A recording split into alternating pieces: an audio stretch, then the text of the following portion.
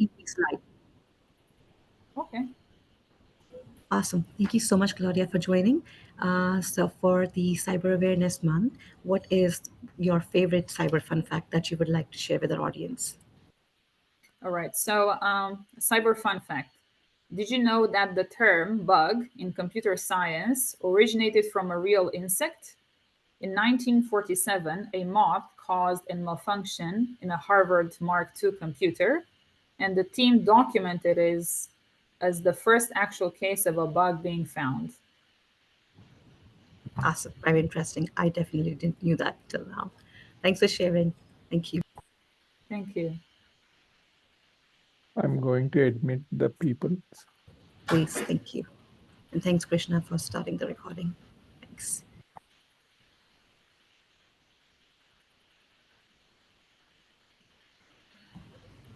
Hi, everyone.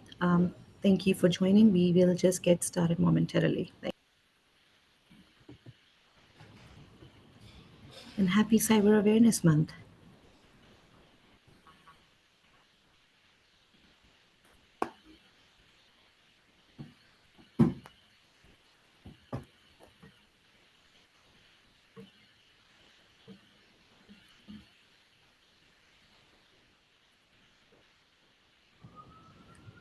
Awesome.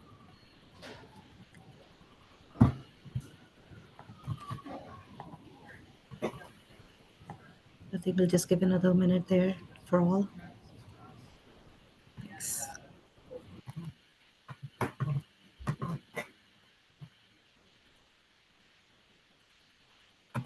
You love it how the numbers keep bombarding up.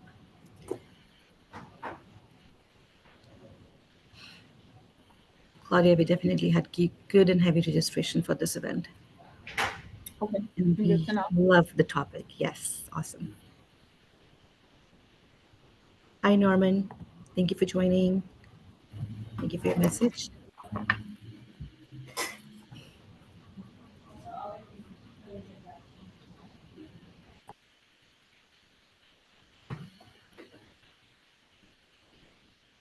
I think, Claudia, I'm going to kick it off now since it's 12:02. Awesome. Hi, everyone. We are very excited to host and brew this season's Emerging Professional Coffee Break series for our Cyber Awareness Month with you all. Welcome, and thank you for registering the Emerging Professionals First Kickoff Coffee Break series. I, Japneet Kaur, Chair of Membership for Osaka, New York Metropolitan Chapter, will be your host for the session today.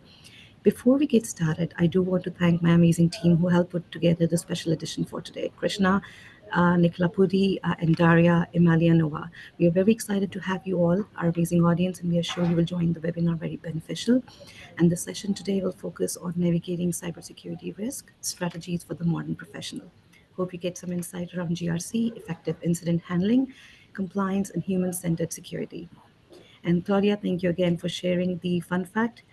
Without further ado, I would like to welcome our speaker, our Emerging Professionals Coffee Breakfast speaker for the year, Claudia Oancea. She is the VP Information Risk Management at ING Bank. So, Claudia, the floor is all yours. Thank you. Thank you, Javneet. Good morning, good afternoon, and good evening to our audience. I would like to thank Osaka New York City Metropolitan Chapter for the opportunity to speak to one of their webinars. For today, as Javneet mentioned, we'll be discussing about navigating cybersecurity risk and strategies for the modern professional.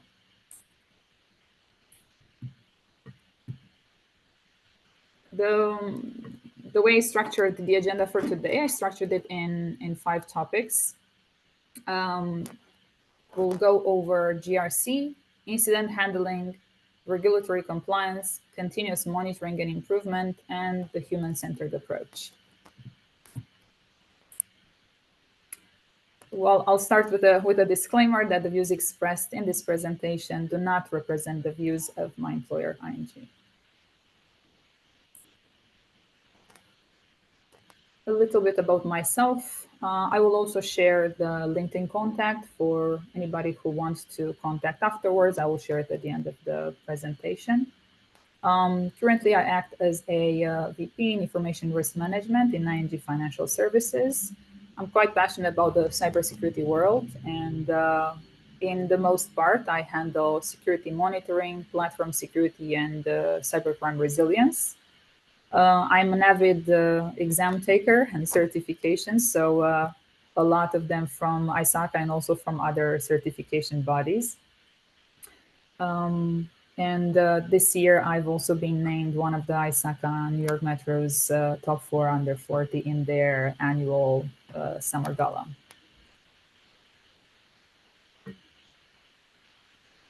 I'll start with a question. I have a question at the beginning of each topic, so I will kindly ask if the first question, that there will be a poll, if the first question can pop on the screen.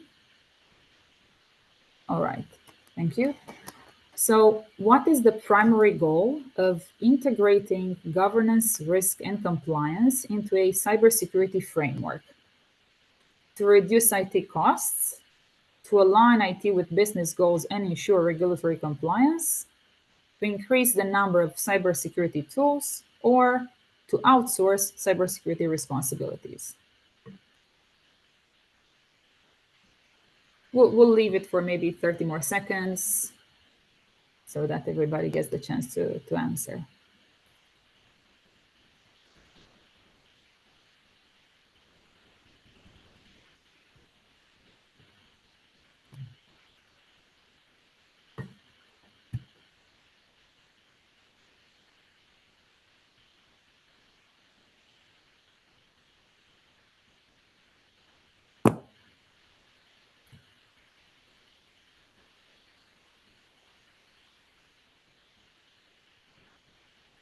Can we have the results?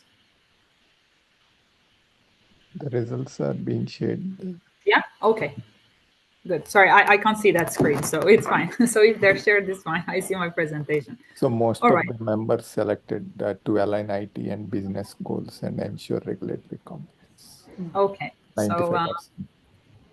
And our second hit option is to reduce IT cost, but not as spread out as the one as Krishna mentioned. So thanks, Krishna. okay. So if you answered V, then indeed that is the intended answer. Let's not say, oh, I can say the correct answer for this question. From all the options that are presented, indeed, what is important when we engage with a GRC or with any other integration of a framework is to make sure that we provide value to the business and we meet the business goals. So let's delve into this topic. Governance, risk, and compliance.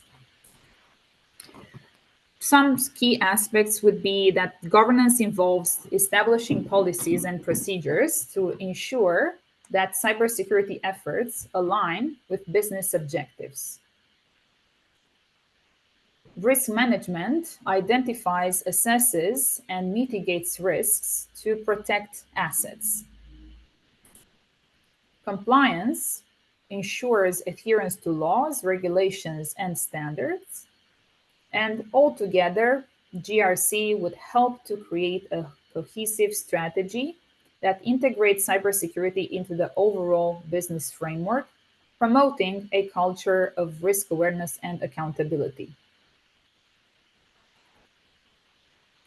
Let's see how some of these topics can be integrated into the cybersecurity and business strategy.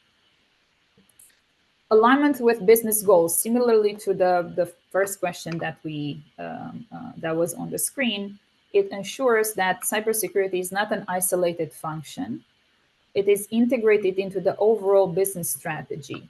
Cyber risks should be evaluated alongside the business risks. Another integration strategy could be a top-down support. Strong leadership commitment is necessary for GRC to succeed. The C-suite must champion cybersecurity efforts and allocate sufficient resources. And also cross-department collaboration. GRC isn't just for IT, it's for the finance department, the human resources department, legal departments. that need to work together to address these risks holistically.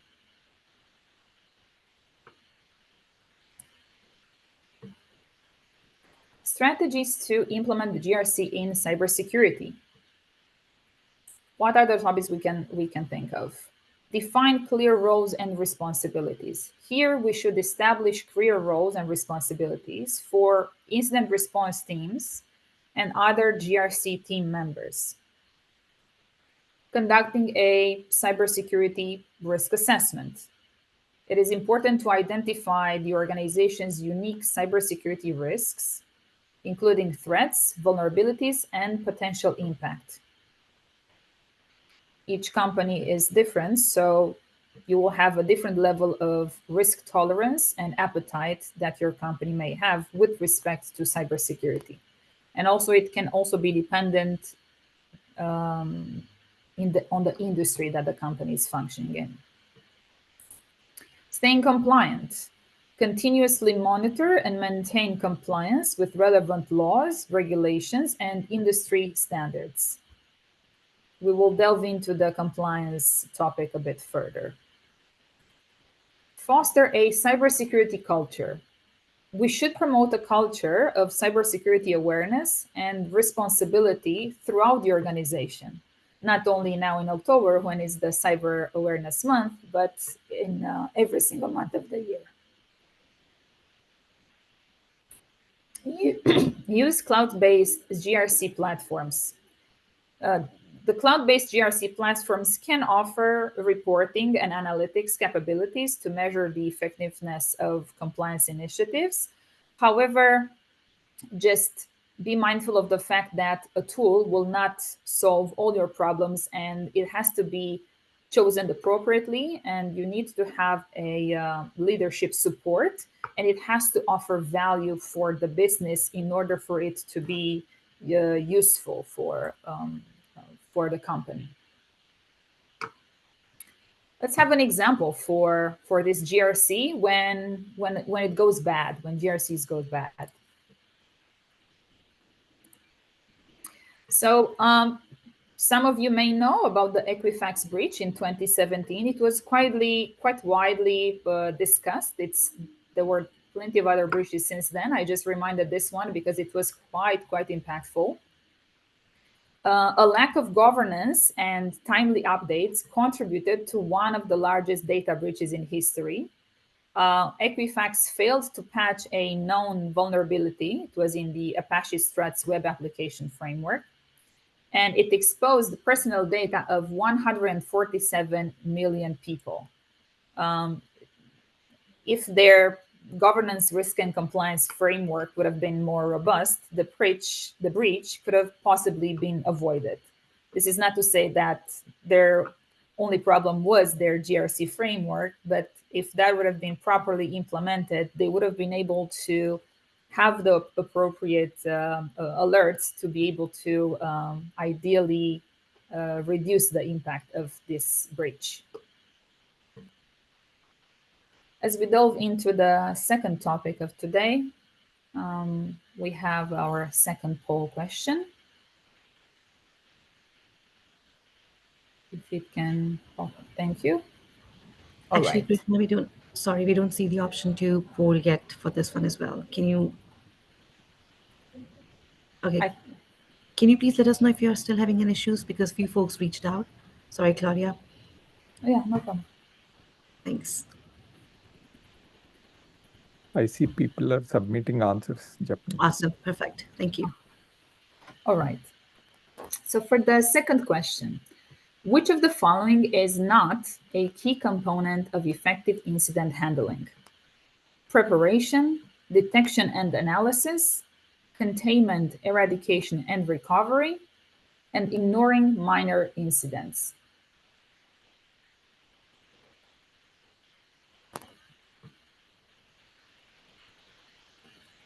So the question is not. Yeah?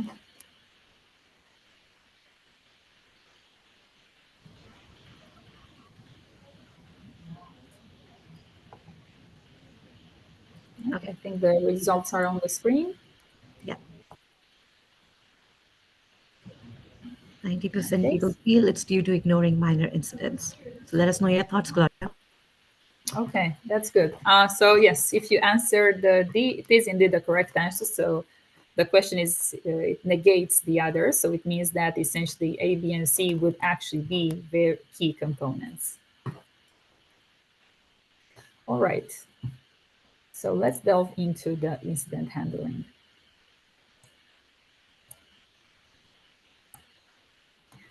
So effective incident handling is crucial for minimizing the impact of cybersecurity breaches. Some key components would include, you will see that it's really related to the question that was asked before. So preparation. We should develop and regularly update an incident response plan. That is crucial whenever it has to be tested. Detection and analysis. For this, we can use advanced monitoring tools to quickly identify and analyze incidents. Like I mentioned before with the GRC tools, these tools for monitoring, they also have to be properly configured so that they will offer us the information that we need in the time that we need. Containment, eradication, and recovery. We should implement strategies to contain the breach, eliminate the threat, and restore normal operations. That should be our first concern when a breach is identified. Last but not least, the post-incident review. We should conduct thorough reviews to understand what happened, why it happened, and how to prevent future incidents. Here we can remind of lessons learned or postmortems that can be documented, which could result in the update of different procedures, or it could result in more awareness sessions to the key personnel who may have lacked the information throughout the breach. It's quite important to do these reviews regularly. Let's talk about the incident response teams. They are the core when an incident occurs, and there are a couple of aspects related to this. Forming a dedicated team. Organizations should have a cross-functional incident response team consisting of IT, legal, communications, and security professionals. Incident response is not only the problem of the IT department, there are a multitude of departments as well as the C-suite that are involved in this. Role definitions. We should define clear roles within the team, such as incident commander, the person who oversees the response, the analyst who handles technical investigation and remediation, and others. It's crucial within a breach that everybody knows what is their responsibility and what do they have to do. It saves a lot of time. And also regular drills. It's all good and well on paper, but unless we actually test what we have documented in our incident response plan, we don't know how good we will be in case of a real breach. So we should conduct regular stimulated incident response exercises to test the team's readiness and identify areas for improvement. These are crucial, and the frequency of these are definitely dependent on your the company's tolerance to them, as well as maybe different regulations where said companies activate in, depending on their industries. Some strategies for incident handling in cybersecurity. We will name a few. Incident response planning. So we've mentioned before a comprehensive plan that explains what to do in the event of a data breach or attack is crucial. We need to have it documented. It also needs to be available in the event of a breach, should all our laptops would be encrypted from the ransomware, for instance. The plan should be clear for both the IT security staff, but also for the non-technical staff. As we reminded before, it's a collaboration between other teams such as communications, legal. They also have to make sure that the plan is clear for them. Continuous monitoring. Security operations centers can monitor networks 24/7 to identify threats and vulnerabilities. This allows security teams to respond quickly in case of a breach. Risk assessments. A risk assessment can help organizations understand the likelihood and impact of the potential risks. It also calculates the rating depending on this, and also it's important because it has to align with the tolerance of that company. It can help prioritize efforts to address the vulnerabilities and threats. Each company would have a different appetite, and you will have a different priority depending on the vulnerability and what is the business impact if that vulnerability is not addressed. Security controls. Robust security controls can protect IT systems and data from unauthorized access and cyber threats. Some examples could include firewall, encryption, access controls, and intrusion detection systems. And other cybersecurity risk management strategies could include the development of some risk mitigation strategies, documenting vendor risk management, and identifying potential threats. On the aspect of vendor risk management, here is quite crucial to understand that the level to which you may or may not be able to exercise your audit clause from the contract, assuming there is one or there should be one, as you may not be able to perform the same level of testing that you're performing in your own company. Although they do not offer they offer some assurance. You can also use SOC 2 Type 2 reports such as ISAE 3402 or SAE 6000. So these can be used if you are unable to exercise your right to audit clause from the contract that you have with your vendor.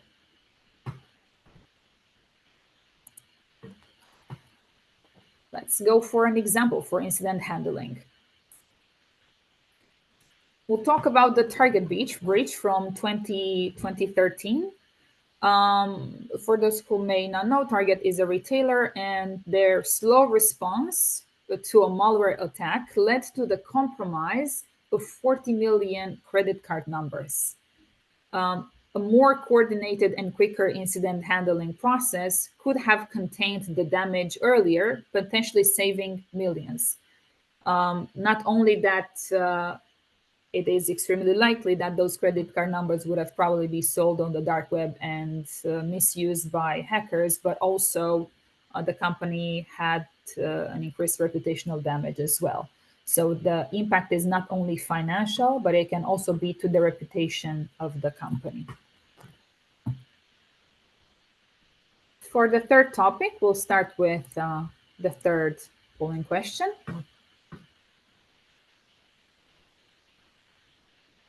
Thank you.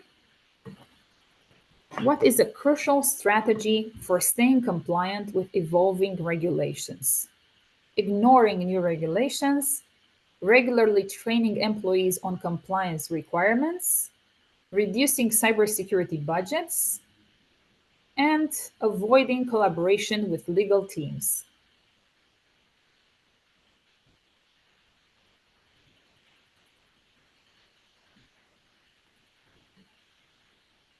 Let's see.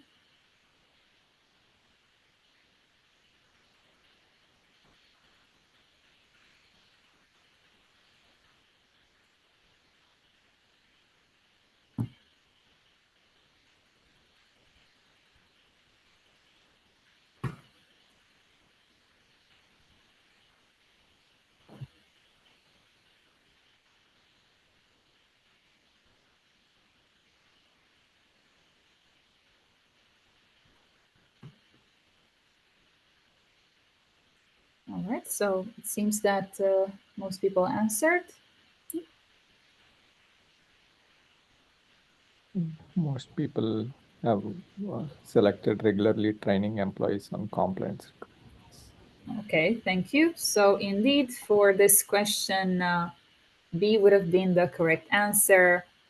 It's quite important to have your employees aware of what are the compliance requirements, although we understand that not everybody is part of a compliance department, so they might not know to the extent of the regulation, but it's very important for them to be aware in general what are the regulators depending on the industry where the company is activating. Okay, we'll go for the next topic, the regulatory compliance. Staying compliant with regulations is essential.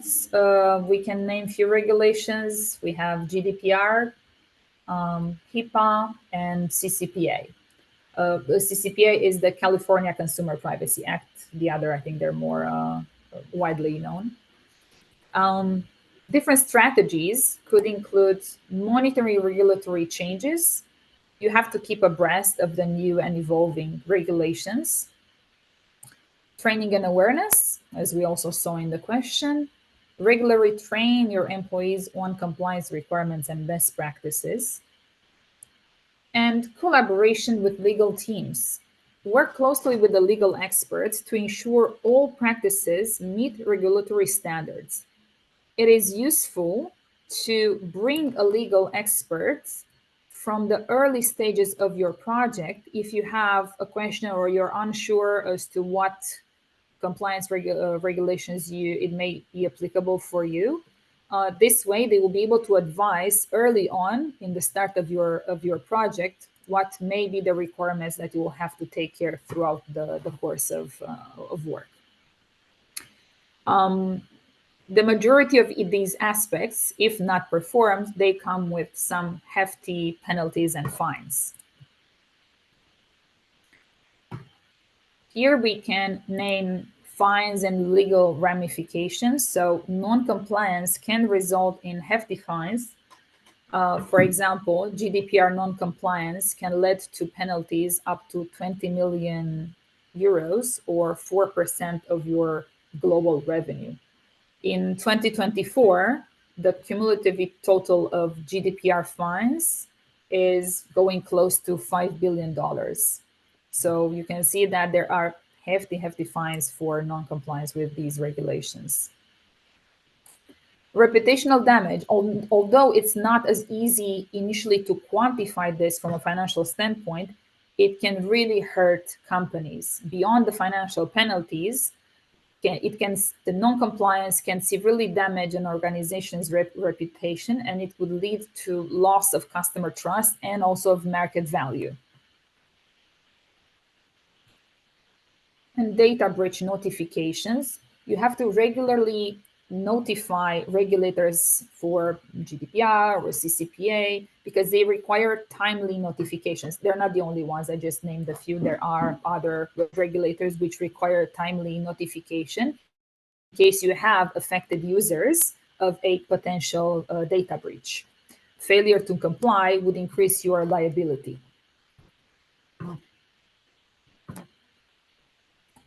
Let's go for some key strategies for the regulatory compliance. What can you do in order to stay abreast with these aspects? You can implement a compliance framework.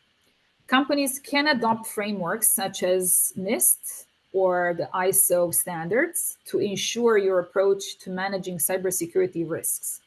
These frameworks often map to specific regulatory requirements and help in maintaining compliance.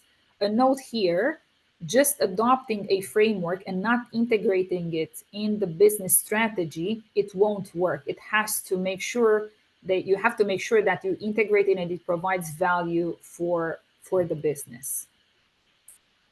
Conduct regular risk assessments.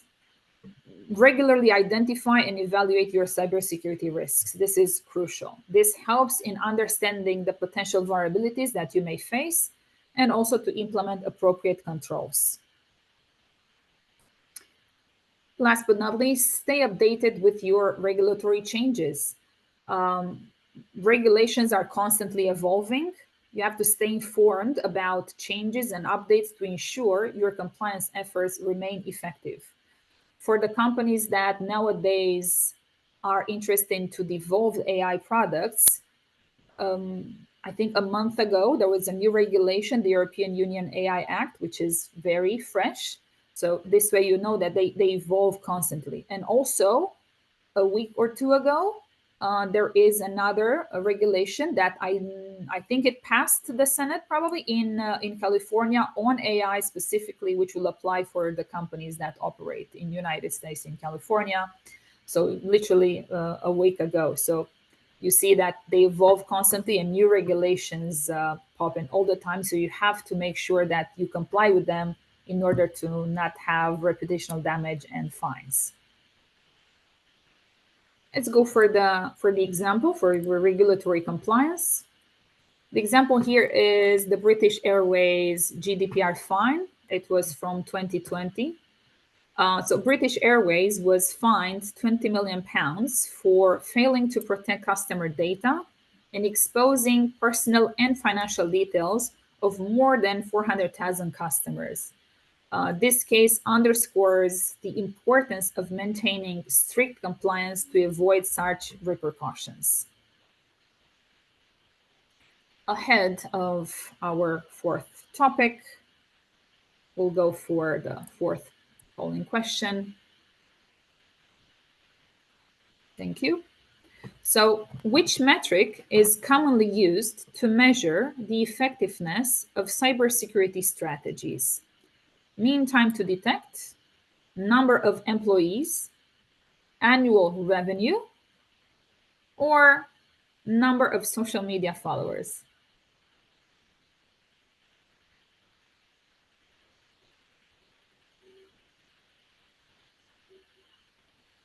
Let's see.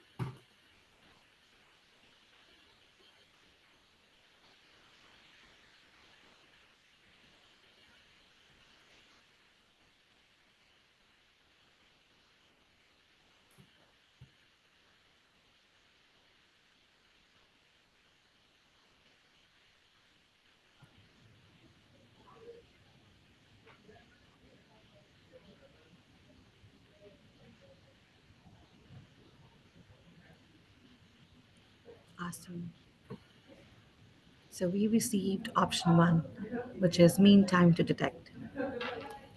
Okay, thank you. So indeed, if you answered A, I would have been correct, the first option for this question. Let's understand why in the following minutes.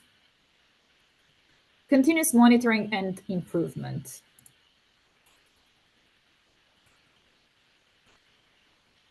Cyber threats are constantly evolving, so it's quite crucial to have continuous monitoring and improvement. What does this involve? Regular assessments. Companies should conduct frequent security assessments and audits to stay abreast with these topics. Key metrics and indicators. Like we saw in our question, you can use metrics such as mean time to detect and mean time to respond in order to measure the effectiveness of your monitoring program. And also we can name adaptive security measures.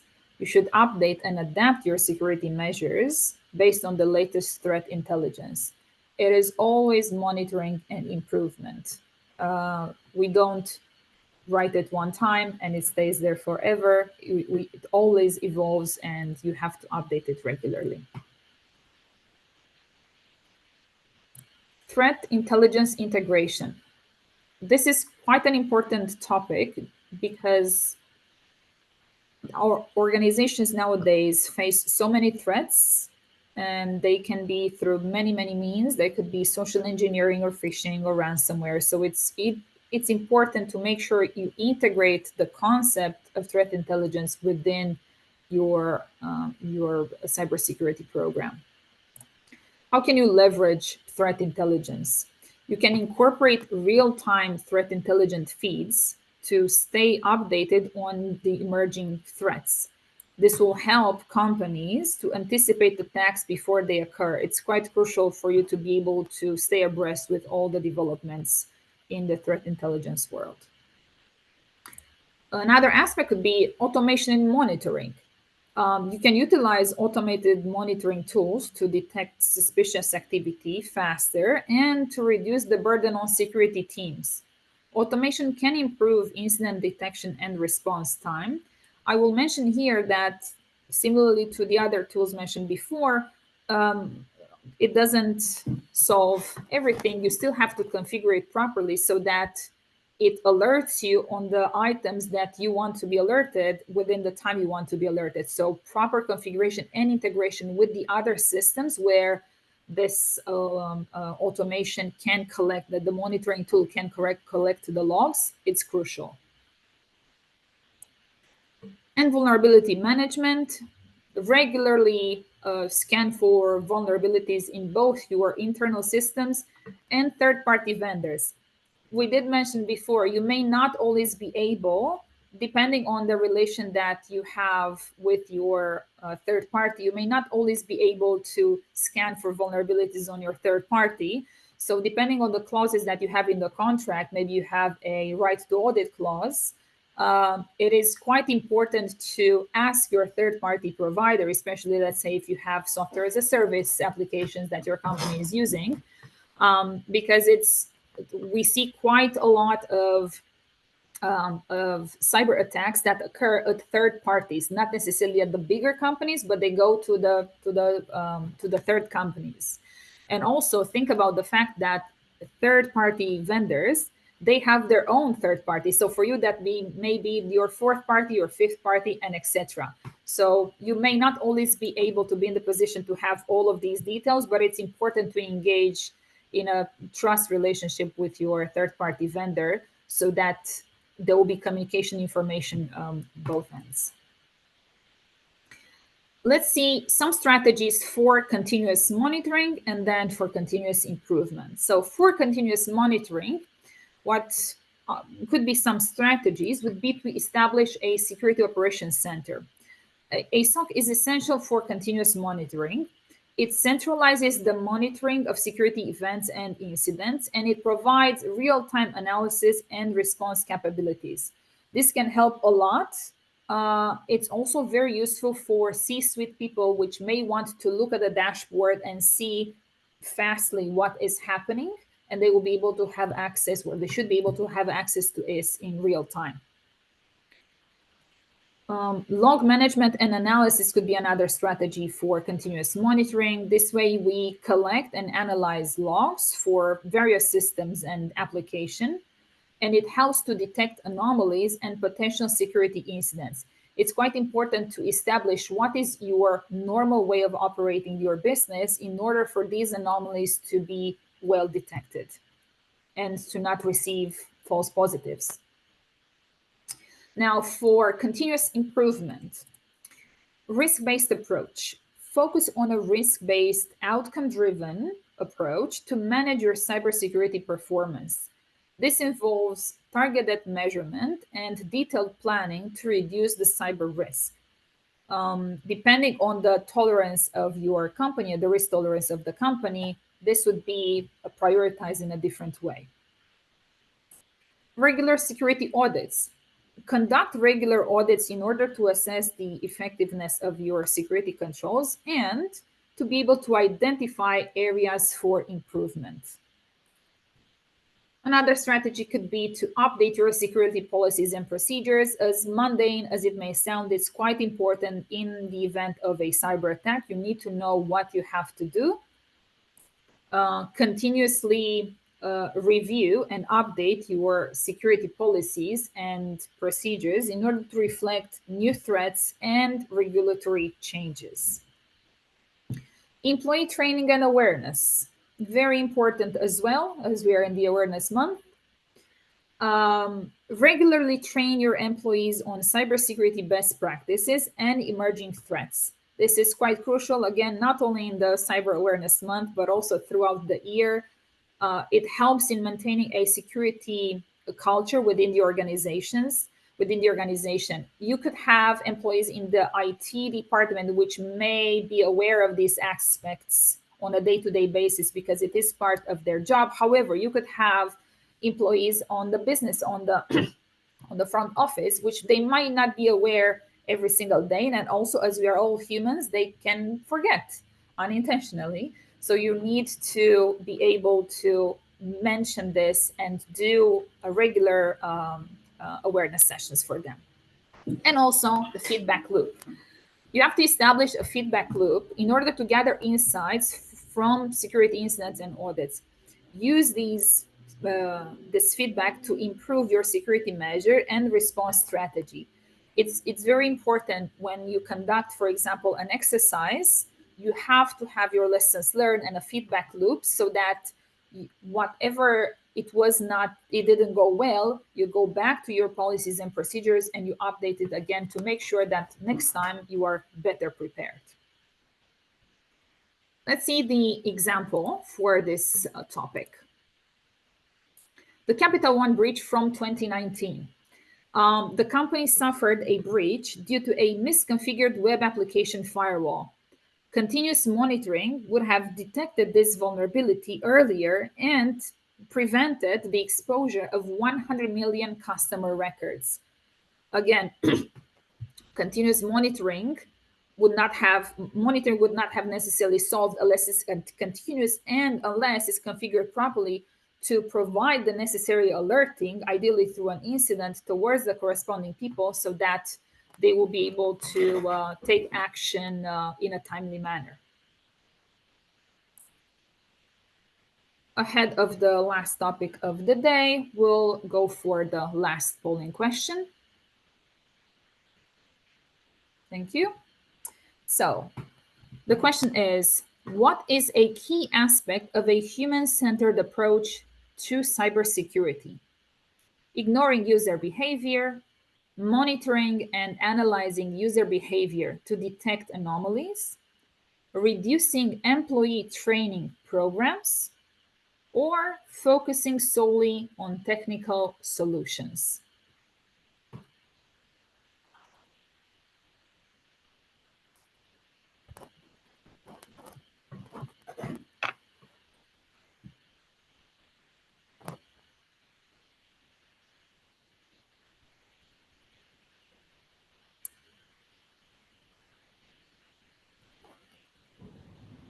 Awesome.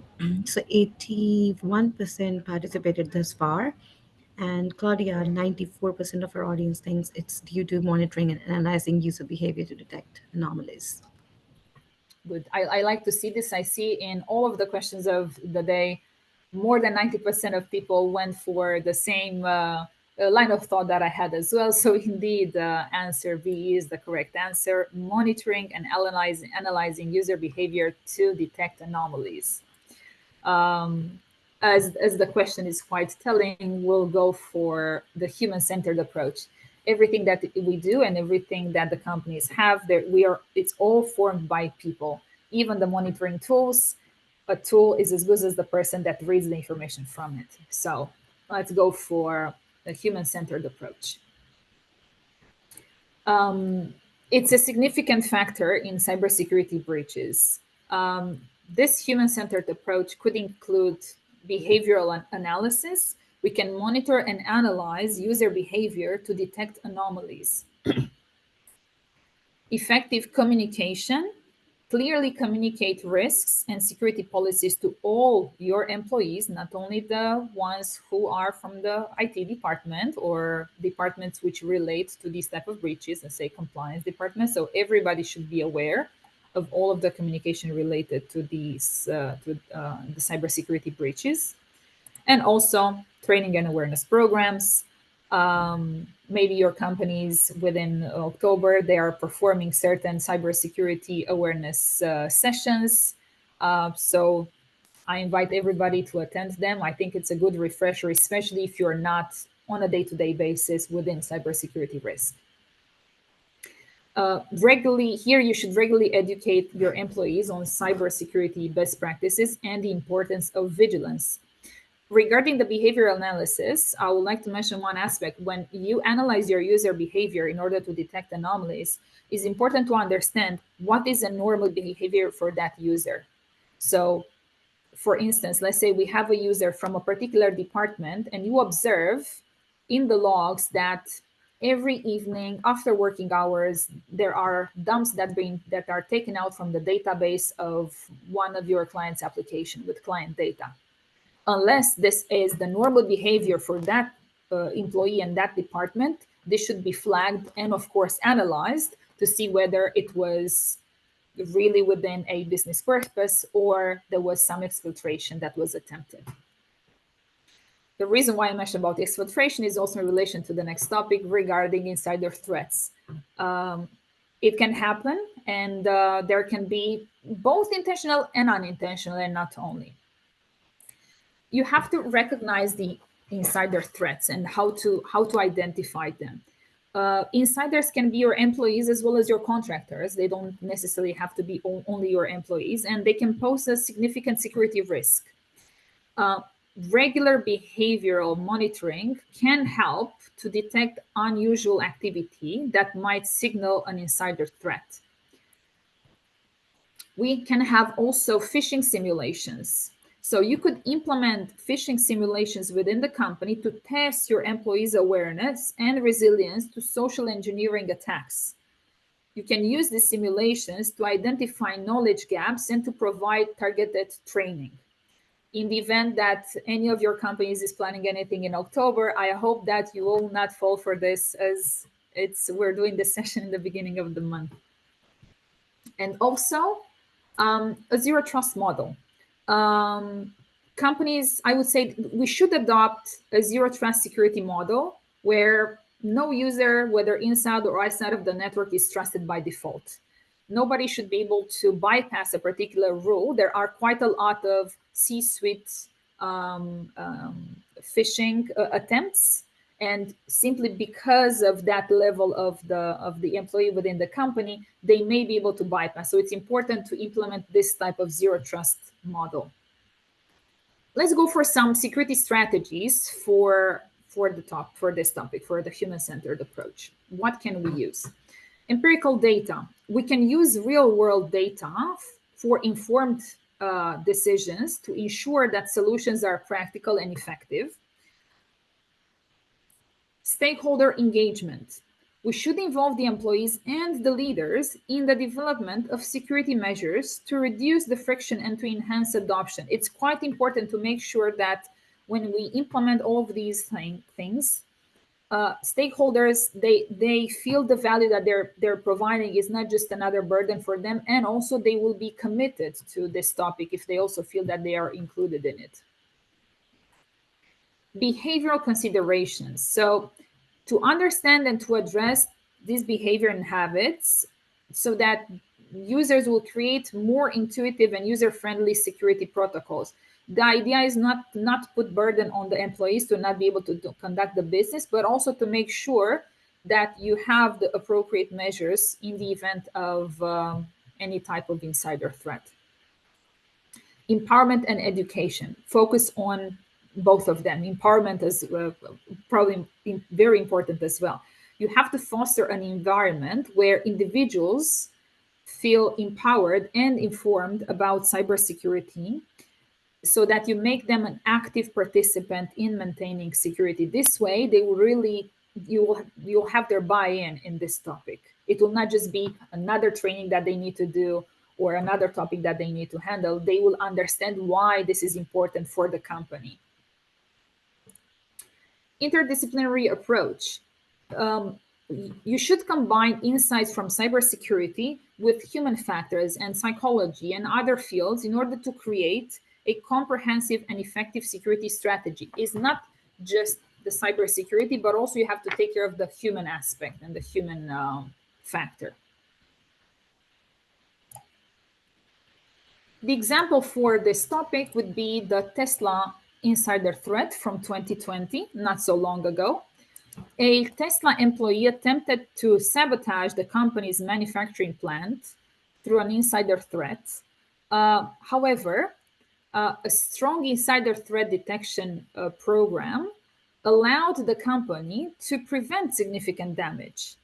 This highlights the importance of a human centered approach to cybersecurity.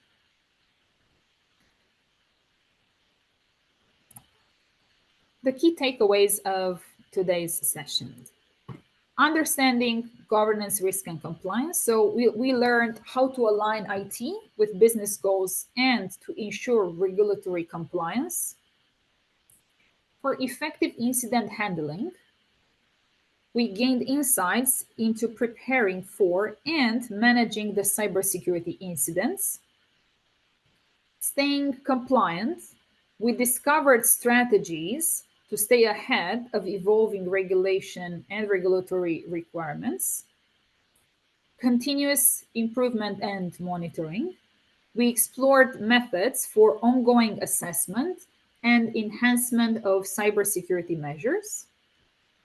And last but not least, that we are all the human centered security. We now understand the importance of focusing on human factors in cybersecurity.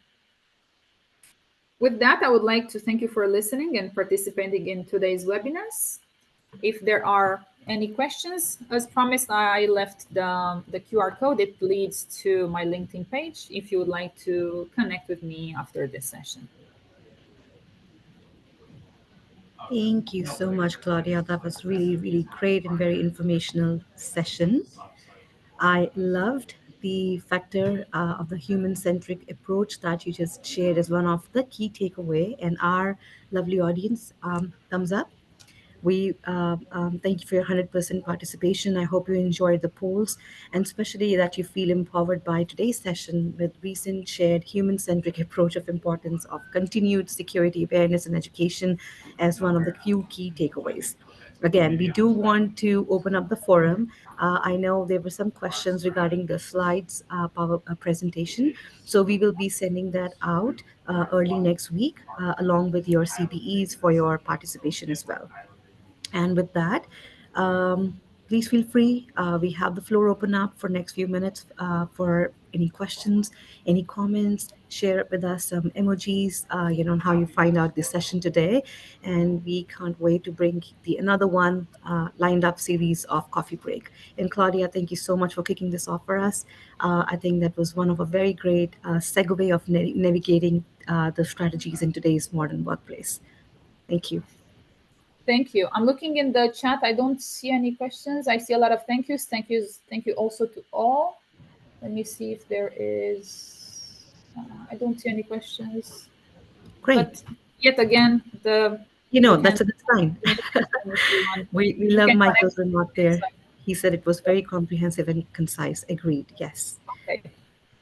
We loved how you paired it up with nice examples, and the polls are always hit with our audience with their participation and engagement. So thank you all. Thank you. All right. I think with that we can end today's session, and we can't wait to regroup. And once again, you will be receiving the CPEs by early next week. In case if you have any